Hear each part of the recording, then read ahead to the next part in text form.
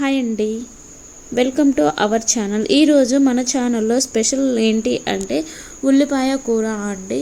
ముందుగా దీనికి ఏమేం కావాలో చూద్దాము. ఫస్ట్ ఒక పచ్చి కొబ్బరి చిప్ప తీసుకొని అది తురిమి పెట్టుకోండి. ఆ పౌడర్ ఒక కప్పు నిండా తీసుకోండి. తర్వాత 4 ఉల్లిపాయలు మీడియం సైజువి తీసుకొని ఇక్కడ నేను చూపిస్తున్నట్లు కొంచెం లావుగా కట్ చేసి పెట్టుకోండి.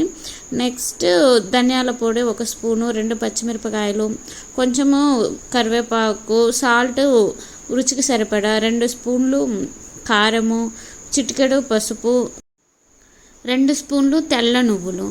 ఇప్పుడు ఈ నువ్వులని మనము ఒక ప్యాన్ తీసుకొని ఆ ప్యాన్లో దోరగా వేయించుకోవాలి. ఇలా వేగిన తర్వాత అవి పక్కన పెట్టుకోండి. ఇప్పుడు మళ్ళీ అదే ప్యాన్లో 2 స్పూన్లు నూనె వేసి మనము తురిమి పెట్టుకున్న కొబ్బరి పొడి వేసి బాగా వేగనివ్వాలి. తర్వాత కొంచెం కరివేపాకు కూడా వేసి ఇంకొకసారి వేయించండి. ఇవి వేగిన తర్వాత కారము 2 స్పూన్లు, ధనియాల పొడి 1 స్పూను వేసి బాగా వేయించాలి. ఇది వేగిన తర్వాత ఇది తీసి మిక్సీ జార్లో వేసుకొని ఆ నువ్వులు కూడా వేసి బాగా గ్రైండ్ చేసి పెట్టుకోండి.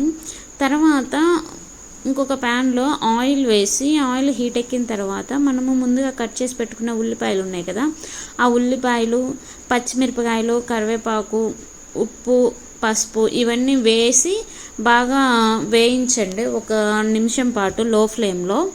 ఇవన్నీ వేగిన తర్వాత ఇంకొక నిమిషము మూత పెట్టేసి పక్కన ఉంచండి. తర్వాత మీకు ఇంగ్రీడియంట్స్లో నేను చెప్పడం మర్చిపోయాను. ఒక చిన్న నిమ్మకాయ సైజ్ అంతా చింతపండు తీసుకొని ఆ రసము వేసుకోవాలి. తర్వాత ఇంకొన్ని 1 గ్లాస్ వాటర్ కూడా పోసుకొని అవన్నీ బాగా ఉడికించుకోవాలి ఆ ఉల్లిపాయలని ఆ వాటర్తో. అలా ఒక 2 to 3 minutes హై ఫ్లేమ్లో పెట్టి ఉడికించండి. తర్వాత మనము కొబ్బరి పొడి, నువ్వులు మిక్స్ చేసి పెట్టుకున్నాం కదా, ఆ పొడి ఇప్పుడు ఇందులో వేసి బాగా కలపాలి. కలిపి ఒకసారి టేస్ట్ చేయండి ఉప్పు, కారము అంతా సరిపోయిందో లేదో. ఇది వేసిన తర్వాత ఇంకొక 2 minutes మీడియం ఫ్లేమ్లో ఉడికించుకోవాలి. అప్పుడు ఇదంతా కొంచెం వాటర్ అన్నీ ఇంకిపోయి కూర కొంచెము దగ్గరగా అవుతుంది. ఇంకా 1 నిమిషం పాటు మూత పెట్టి పక్కన ఉంచండి. ఇప్పుడు మనము మూత తీసి చూస్తే నూనె సపరేట్ అయిపోయింది. ఇంకా అంతే అండి, కర్రీ ఉడికిపోయింది. మీరు కూడా ట్రై చేసి ఎలా వచ్చిందో కమెంట్ సెక్షన్లో కమెంట్ చేయండి. Thank you.